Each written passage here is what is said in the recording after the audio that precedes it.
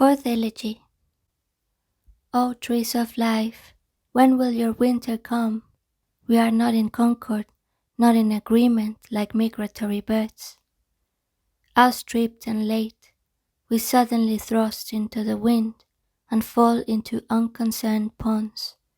We are aware of both blossoming and fading at the same time, and somewhere lions still roam, all unaware in their magnificence of any weakness. But we, while we have our minds wholly on one thing, can already feel the impulse of another. Hostility is our next response.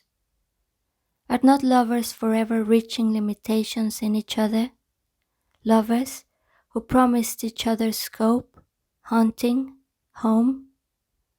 There would be the sudden sketch of a moment, a ground of contrasts, painstakingly prepared that we may see it. For they are very clear with us, we who do not know the contour of feelings, except as they form the outer appearance. Who has not sat tense before his own heart's curtain? It rises, the scene is set for leave-taking, that is easily understood. The well-known garden slightly swaying. Then first comes the dancer, not the one enough. However light his movement, he is disguised, and he becomes a townsman and passes through the kitchen to his dwelling. I will not have these half-completed masks, rather the puppet. That is complete. I will bear the husk and the wire and even the face, its whole appearance. Here I am before it. Even if the lights go out, even if I am told there is nothing more, even if from the stage the great draughts of emptiness come drifting, even if of all my silent forebears none sits by me any longer, no woman, not even the boy with the brown eyes squinting, I will remain nevertheless. One can still be watching. Am I not right, you to whom through me life tasted so bitter, the cost of me, Father, the first sad infusion of my determination as I grew up, ever becoming more costly and preoccupied with the aftermath of so strange a future, examining my clouded outlook? You, my Father, who so often since your death have been anxious about my inmost hope, and quietly as the dead have given up realms of serenity for my bit of fate, am I not right? And you, am I not right? That you loved me for that small beginning of love for you I always turned away from, because to me the space within your face changed even while I loved it into world space where you were no longer.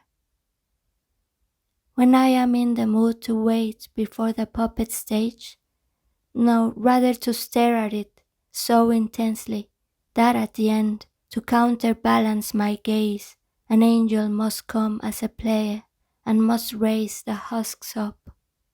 Angel and puppet, there is the play at last. Then there comes together what we continually separate in our own being. Then at last there can rise from our seasons the whole cycle of the changes. Over and above us there is the angel playing. Look, the dying. Must they not surmise how full of pretext is all that we accomplish here, where nothing is what it really is? O hours of childhood, when behind the dial figures there was more than the past only, and what lay before us was not the future. We grew indeed, and sometimes pressed on to attain our growth sooner, half for the sake of the others who had nothing but their own maturity.